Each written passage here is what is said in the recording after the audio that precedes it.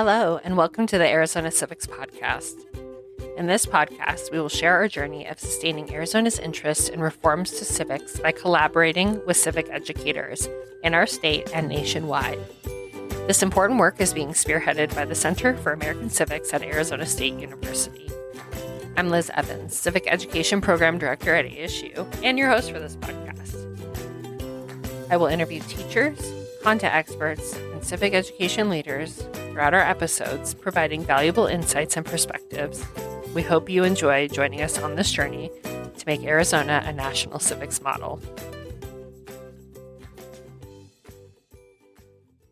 Hello, listeners. On today's episode, I have two very special and wonderful teachers with me, Ryan Richins and Chantelle Taylor. And the reason that they're special, we have so many amazing educators in the state of Arizona, but specifically Ryan and Chantelle are here to talk about the importance of outreach and opportunities for Arizona's rural area students as well as teachers, because that's one of the things we do here at the center is we do outreach for teachers, because we have an understanding that if we can get to a teacher, that can then, the secondary effects of that are really, really amazing. So I'm going to have my guests go ahead and introduce themselves, talk about what grades they teach, just to get familiar with it. So Chantelle, I will have you go first. Yeah, thanks for having me. I have taught 4th and 5th grade, and I'm in my 9th year, but I teach in a very rural area. As you mentioned, we have around 5,000 in our town and surrounding area, and that may be less. We seem to be reducing. Recently, we have attrition, more and more each year. We have fewer kiddos coming to school. So it's very small. People refer to our town as just like the small town Radiator Springs that's bypassed by the 40 in the movie Cars. We even have the wigwams and like the "Here It Is" sign. So you can think of us like that. And you're in Holbrook, correct? Yeah, we're in Holbrook. I actually drove through Holbrook on my way from Flagstaff to Sholo, and I love that you called it Radiator Springs. That's amazing.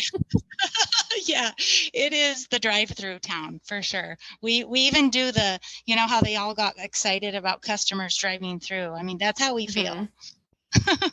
That is amazing. And then our other teacher is Ryan Richins. Ryan, I'm going to have you go ahead and introduce yourself. Well, thank you for having me. This is an honor. I'm Ryan Richins. I've been teaching. This is my 10th year now, and I did 6 years at a junior high in Nogales Unified School District, and now I did 3 years in here in St. John's, Arizona, and which isn't that far from Holbrook, as you know. We go to Holbrook quite often sometimes. So our town, and currently I teach at American Leadership Academy virtual. I still live in St. John's. I'm just doing everything virtually now. So I have a huge variety of students, but I do know the rural community very well. Little St. John's is about Holbrook, or if not smaller than Holbrook. Our community will be going through a difficult time soon with the slow closure of the local 2 power plants that are here. Over time, over several periods of years, they're going to be phasing those out. So our community will be facing some challenges, including the whole White Mountain area, but especially our little St. John's. Well, thank you so much, both of you, for being here. So my next question, I want you to describe your community. And the purpose for that is, we really want to illustrate the fact that Arizona's rural areas are all different. Even though you guys are both in northern Arizona, your areas and your communities are different. We can't think of rural communities as a monolith, because they're just absolutely not. So Ryan, I will have you go first and kind of describe to me, your community, the kids, and even though you teach in a virtual setting, which is amazing because you teach students from all over our state, kind of bring that in too. Oh, okay. Well, like I said, our community, it's small, and at this local school district, there's 4 schools, elementary, middle, high school. Then there's one very small alternative school. Our high school has the local high school here has about 250 to between 250 and 300, depending on that year. We have, with that in mind, though, because we're such a small school, there's a lot of students that want to be involved, and they're involved in a lot of different things. Unlike, the big city where your student just might be involved in a sport or maybe an extracurricular, the students here are involved in about 50 different things. I'm not exaggerating that at all. The students here really, they like to be involved, and the ones that do, they do it all. We have students that are in band, orchestra, play sports, they do extracurriculars, they do all sorts of things. And it's a little bit about our school. And currently, like I said, I currently teach at American Leadership Academy virtual, and I get students from all over Arizona now. This is my first year doing it, and it does give a unique perspective because I can compare students that are in metropolitan areas like Tucson and Phoenix versus the rural communities just like mine. I have students here that are in St. John's that are having an opportunity to learn virtually. Those that didn't really exceed very well in the local public school or an in-person school, they're doing very well virtually. So this new school is bringing out another option and availability to these students. That is it's amazing. And it's amazing too when you talk about how small the schools are, because you're right. Kids are involved in everything, but that doesn't mean that the school is the best place for kids. So having those virtual opportunities creates, again, just more opportunity for learning for all of our kids here in our state. That's correct. And then Chantelle, so you Radiator Springs / Holbrook. What does your community look like? It sounds like we have a few more students than St. John's, but not a whole lot more. We have maybe 100 or 120 kids in each graduating class at the high school level. In 5th and 4th grade down into the elementary, we have maybe 3 or 4 classes of 25 kids, depending on the year. Total, we have 4 buildings here in town. One is K through 1st grade. The next is 2nd through 5th, and then we have our junior high, which is 6, 7, 8, and our high school. And we also have one building that's out on the reservation in our district, out at Indian Wells, because and they service K through 6. So they're sort of all split up, K through 6, and then we all meet up in junior high and high school as they get older. But they don't have to attend reservation school if they want to attend in town. So we have a lot of students who travel an hour and a half, or even more one way on a bus to get to school. In fact, our bus route, our district boundaries have been compared to being bigger than Rhode Island. We have a massive service area and drive thousands and thousands of miles a day. And that's just a unique element of our school. So when we think about engaging these kids in sports or anything after school, we have to consider, can we transport them back, and how late is too late? And is this going to be equitable for them? One other element of our district is our high school is a boarding school, optional. And if students at the high school level want to live here throughout the week or even through the weekend, they have that option to drive into town, stay all week at the dorms and attend classes, and then go home on the weekend or stay through the weekend even. And we have staff that stays there 24/7. I did not know that even existed, but like you said, if your service area is that large, logistically, that makes sense. Yeah, it makes it a kind of a unique situation. We don't, when I first taught here, our demographics were 70% Native. And I believe right now, at least at the last district meeting I had, we were down to 40%. but also 40% Hispanic. So a really high population of minority, about 7% white. So and then some other mixed races. So it's just a little pocket of Arizona that's pretty unique. I love that. So both Chantelle and Ryan are on the EAD task force, so our first year of doing this. But they also got to experience our student Civic Leadership Institute, but they did it in two very different ways. So my next question, and Chantelle, I'll start with you, is how is the work that we've been doing both with the task force, and you had a unique experience with Civic Leadership Institute because you were a teacher mentor in Tempe, and then you came to Flagstaff and participated in the teacher one. So how have all of these different experiences helped you as a teacher? Well, I'll say first and foremost, it's just totally reignited my motivation to teach civics and to teach it well.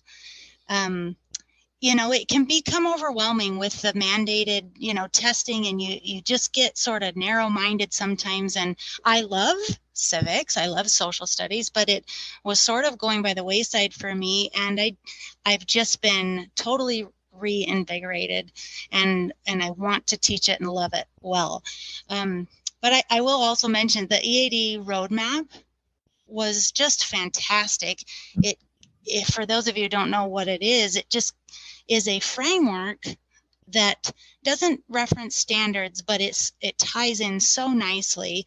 It's just a list of sort of topics and themes and guiding questions and possible struggles you may have when you're starting to address this theme or this topic.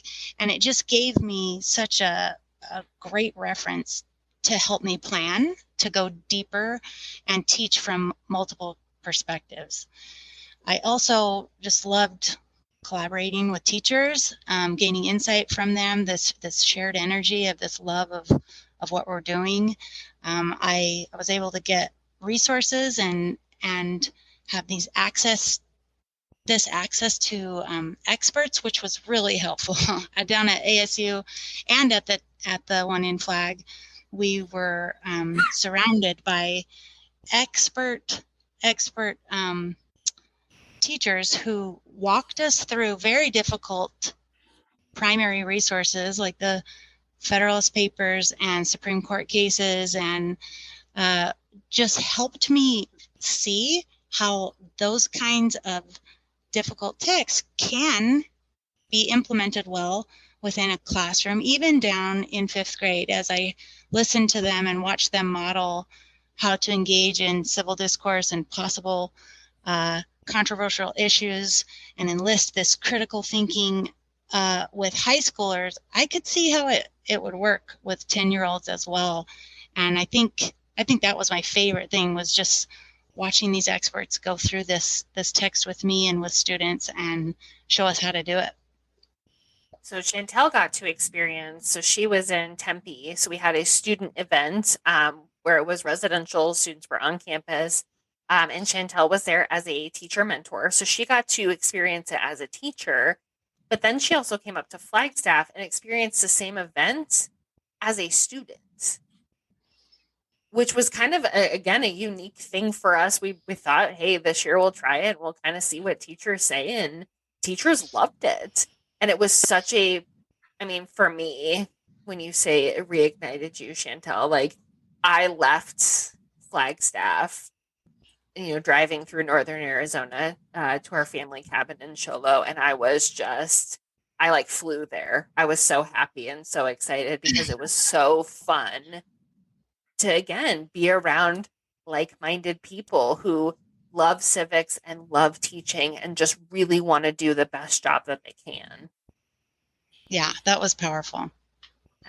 And Ryan is on our task force, and he has been a virtual mentor. So we had our students, go through the CLI, and a lot of them now are working on a civic engagement project. And so Ryan is one of our virtual mentors. So with, again, the EAD training, all the summer stuff, and the mentoring, how has that kind of affected you as a teacher, Ryan? Oh, it's been a wonderful, really.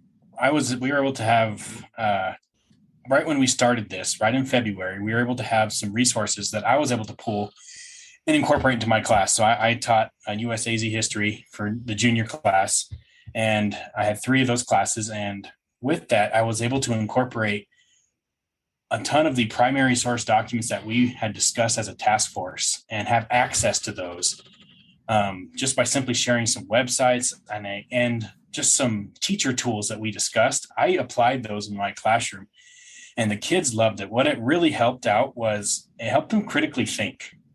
Those critically thinking skills were everything, because what we were used to, the model that a lot of teachers are used to, and I was trying to steer away from it before, but this really accelerated. The model that we were used to is, here's the textbook, answer the questions, read it, answer the questions, move on to another thing in history. And it really wasn't engaging to the students anymore. Really, that model doesn't work that well anymore from what I've seen as a teacher. Maybe to some, but the majority of students don't just sit there and read and answer questions. And that's what a lot of the students were used to. This really, I was able to, I just used the textbook as support. I was able to do a primary source document every single week.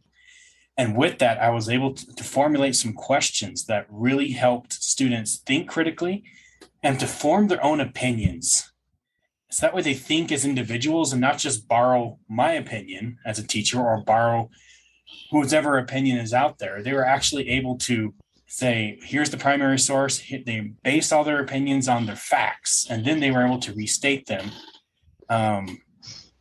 as their own individual thoughts. It was amazing to see. They weren't just going with whatever the news was saying. They weren't just going whatever what I was saying.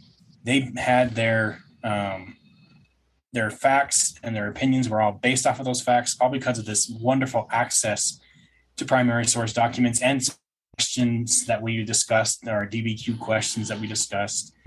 And I was able to apply that from about March and April. And I really saw these students take off. And I currently am also using it on the virtual platform, or I'm using a lot of more primary source documents. And that's what American Leadership Academy really wants, is using more primary source documents than just textbook reading. And so it really is helping a lot of students think critically. And that really also, another effect is, I was talking to another English teacher that works with me, and he also loves it because it supports ELA. It supports this. It supports that critical thinking and how they can actually learn how to analyze something and increase their analytical skills, and to reformat into a question and an answer, and they go back and cite text. It's been an awesome toolkit. And from the CLI, the Civic Leadership Institute, I'm mentoring two students, and one of them is just taking off like crazy, and she loves everything about it. She really got that accessibility, that information accessible to her, and she's able to she now knows what she needs to do to make a little bit of a change. And in her world, it's a huge change. So it's awesome. This has been a great experience. I am so excited to see these student projects. So the civic engagement project is students were just to identify a problem, whether it was in their small community, in their, town, whatever that looks like. And we actually used the Bill of Rights Institute My Impact Challenge curriculum because I think it's awesome. To be very vulnerable or frank too, I worked at the Bill of Rights Institute and was one of the reviewers on the curriculum.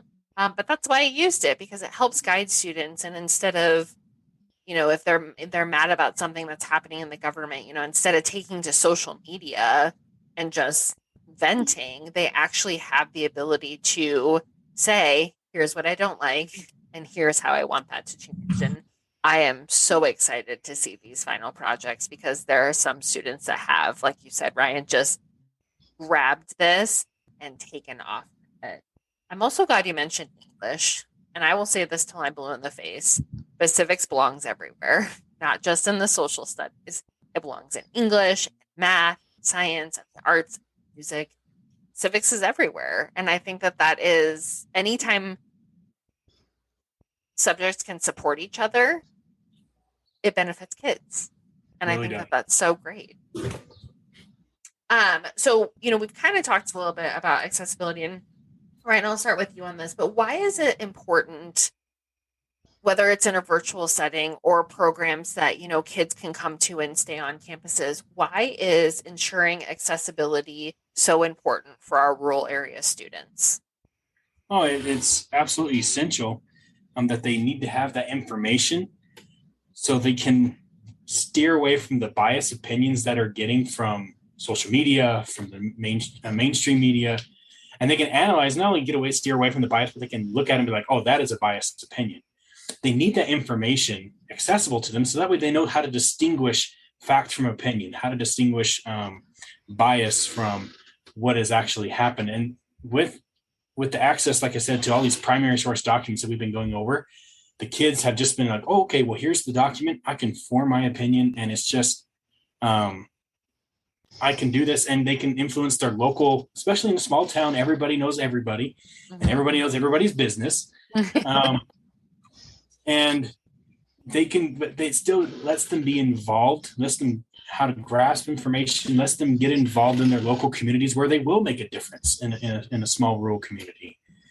My CLI, one of my CLI students, Stacy Gore, she's going to be talking to student council and maybe to the school board. I'm not sure yet, but mostly student council to really get the lesser known extracurriculars and sports more involved and more promoted, more other than just the regular ones that bring in the most money. And that's what her project really was focused on. And she was able to get information, access it, and now she's going to go and just get these things promoted. Something that was really important to her, And it was awesome for these rural community students to have access to that information. I love that, because not only is it important to her, chances are it's important to other kids too. And they're going to see her, trying to drive this change, and hopefully she will inspire other students and maybe other adults too, that if you don't like something, there are ways to make changes. Chantelle, what about you? Well, I love that Ryan keeps mentioning this idea that these kids are developing their own opinions. I think that's so true with how the EAD has written the roadmap to the framework for us teachers to plan. Is the whole point is for them to be able to, like he said, critically think and draw their own conclusions and develop an opinion, which we want kids to do. So aside from the foundational belief that I think we probably all can agree on, that students should have, equitable access to education. I mean, aside from that, I just love that the roadmap moves from our kiddos understanding our shared story in history, analyzing our shared story, and then moves to action. How can I now apply this and in my life to make changes in my community? I always go back to my purpose of education. Like, why did I go into this? I think all of us teachers have to ask ourselves that and really have a good answer for us to do the work that we do. So I ask myself, why do we educate? Why do I believe in this? And over and over again, I'm brought to this idea that we are inherently born selfish and incapable of serving anyone else, helping anyone else. We are totally helpless, and we are reliant on others to care for us. And so we are also selfish because we can only think of ourselves. And I think a huge purpose to educating anyone, developing as a person, is to overcome that, is to, number one, become able to sustain yourself, and two, be able to give back in such a way that you then care for others. And I think that the more deliberate we are in ensuring that all students receive, top-notch education, but specifically in civics, and showing them how they can contribute, the more likely we are to just develop future societies full of capable, service-oriented adults, people who want to contribute even if it's just within their families, but also their communities, who are able to integrate well, and share stories and life experiences. That is the purpose of education. We want people to be able to grow up and contribute. And this is one of the great ways to do that, is through civics education. I love that. That just made my heart explode. I love talking to, again, other like-minded educators, because it's just, yeah, why do we do what we do? And it's to really just make society better and to create citizens who are going to go make society better. And it Right. is. We do not teach students what to think. We're teaching them how to think. You know, Right. you both said it, right? We're not here to, we don't want them to have the same opinions as us. It's a part of the EAD is that aspect of civic friendship and having the ability to have neighbors that you disagree with, but that's okay, because we don't want everybody in society to agree, but we want people to have productive disagreements, and we want people to utilize those productive disagreements and go be better, go compromise and things like that. Right. And if we don't bring that to rural kids, if only the metropolitan kids are getting that, then we've just ousted, a large part of who we are. America's full of rural kids, and we want them to integrate as well. I think as a kid who grew up in a very rural area myself, there was sort of this looming overarching feeling of just that things were not accessible to me, that wasn't for me, that I didn't get to participate in that I was just not one of those. And we don't want our rural kids feeling like that. We want them to feel empowered to fully engage in society wherever they land. One, especially, students that are on reservations. A huge portion of Arizona, and especially northern Arizona, is reservation land. And we want to make sure that we are including those kids in the fold of all of this, because they're citizens and we want, that inclusiveness for. Right. So, we've talked about the EAD, and listeners, if you don't know what the EAD is, all of season 1 talks about it.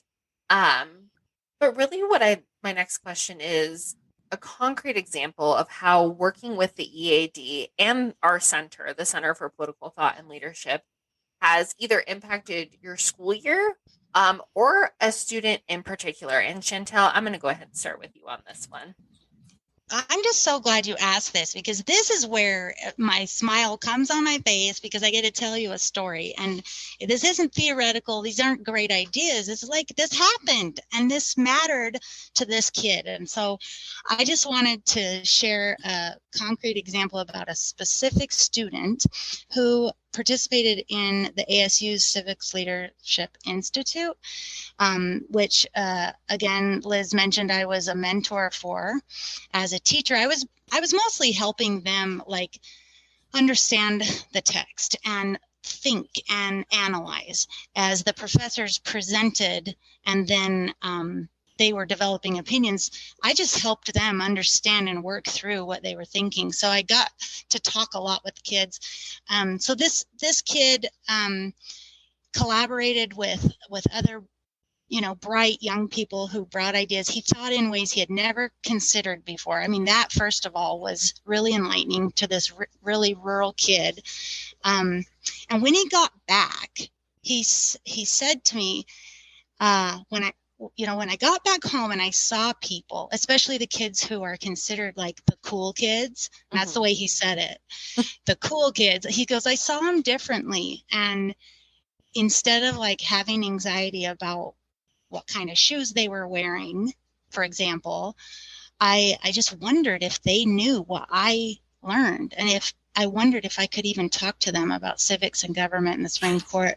And he said, I realized that for me, learning and engaging in civics was way cooler than anything I thought was important before.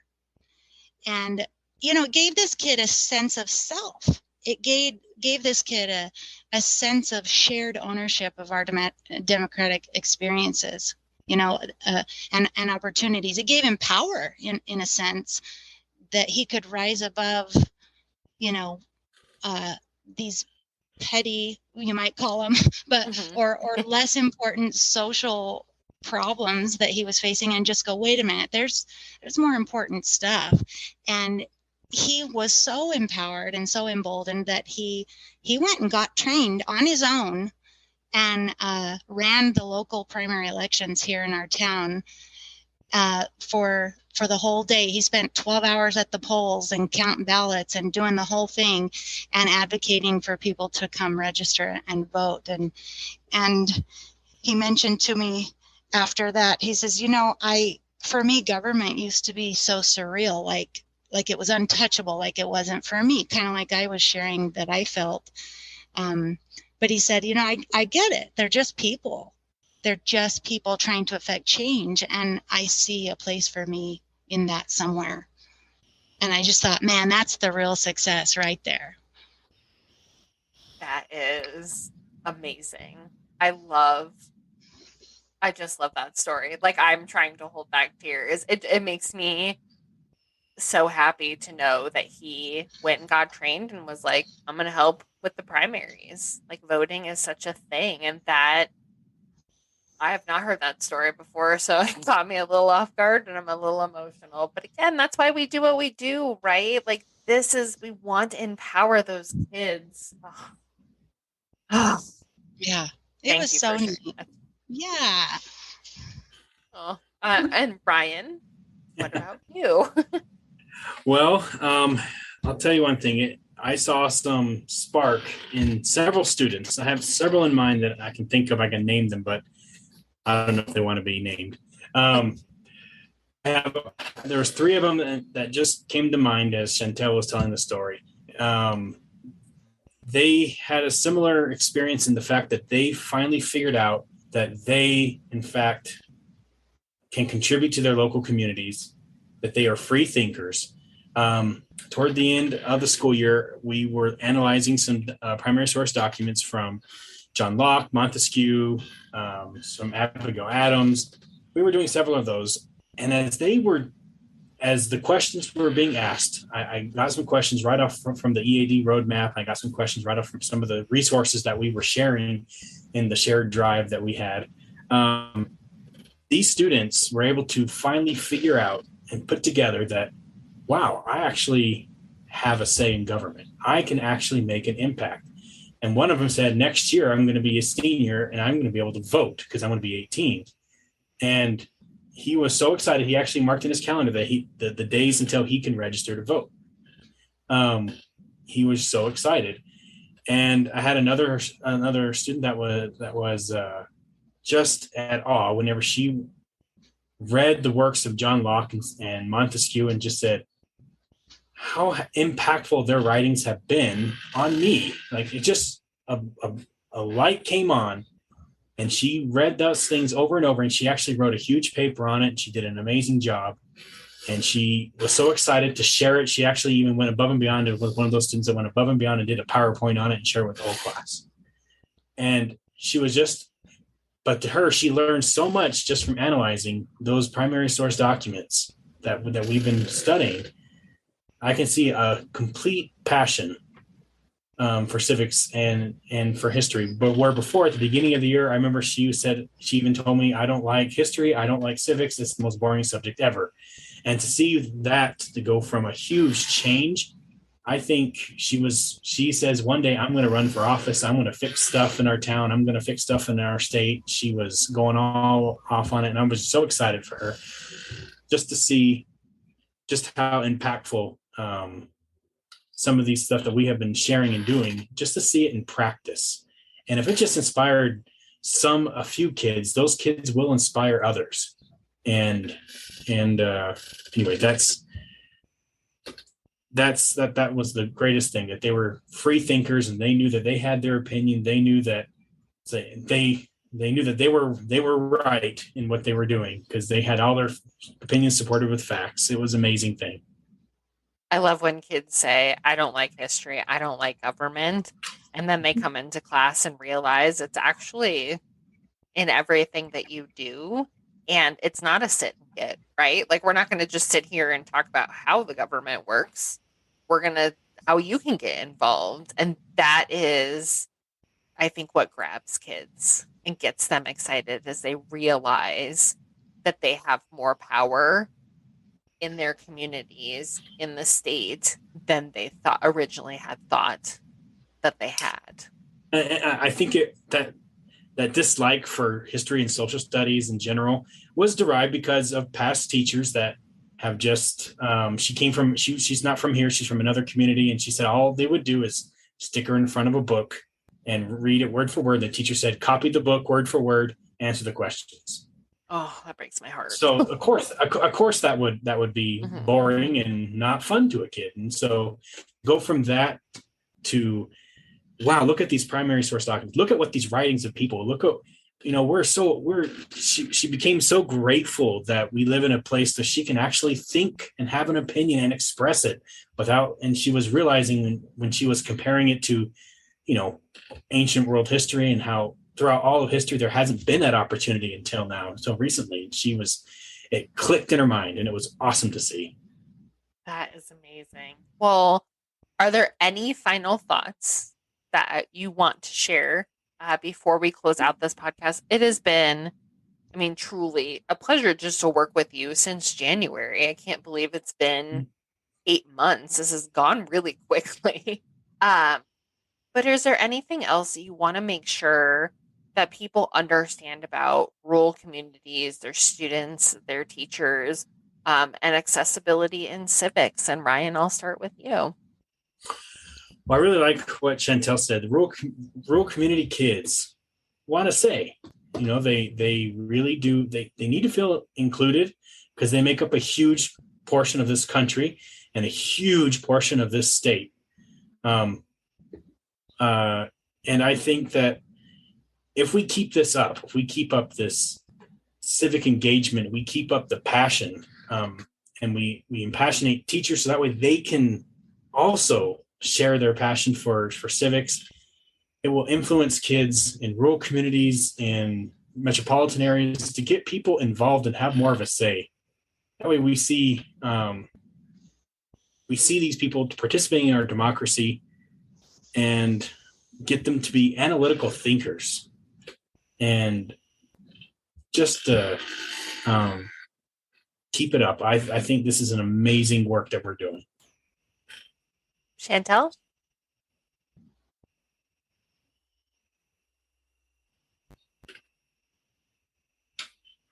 Oh, there you are. So I think I lost you for a sec. Can you hear me? Yes.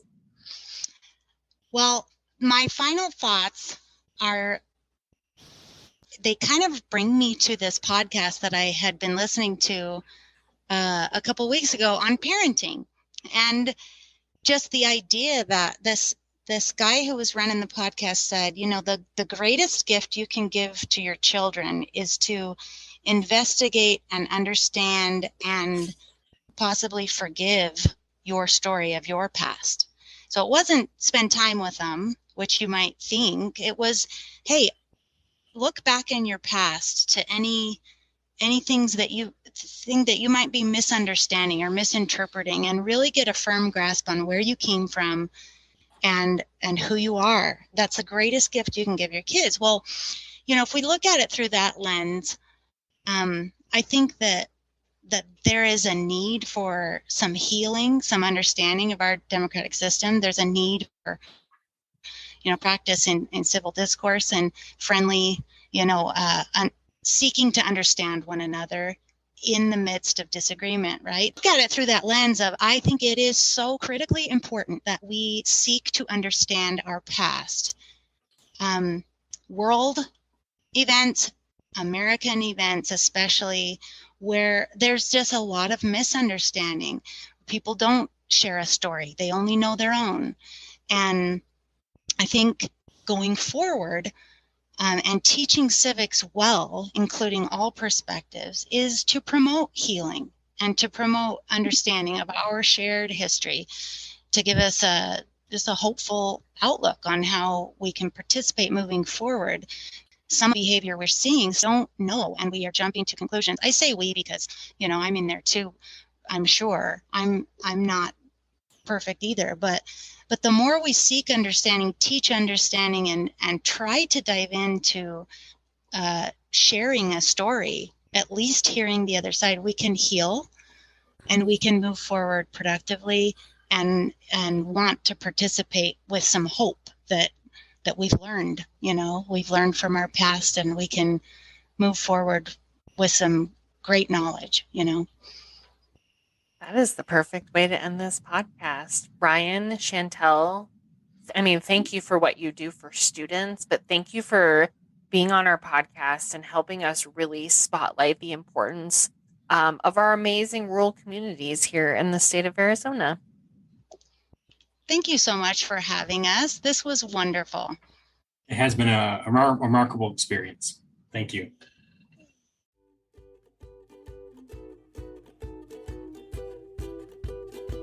Thank you for joining us. Just wanted to give a heads up that you can find the Center for American Civics on all social media channels as ASU Civics. We love connecting with our community and sharing our thoughts on the issues that matter to us. So if you're interested in our content or just want to say hi, don't hesitate to give us a follow. Plus, we always include any relevant links in our podcast show notes, so be sure to check those out too. Thanks for being a part of our journey.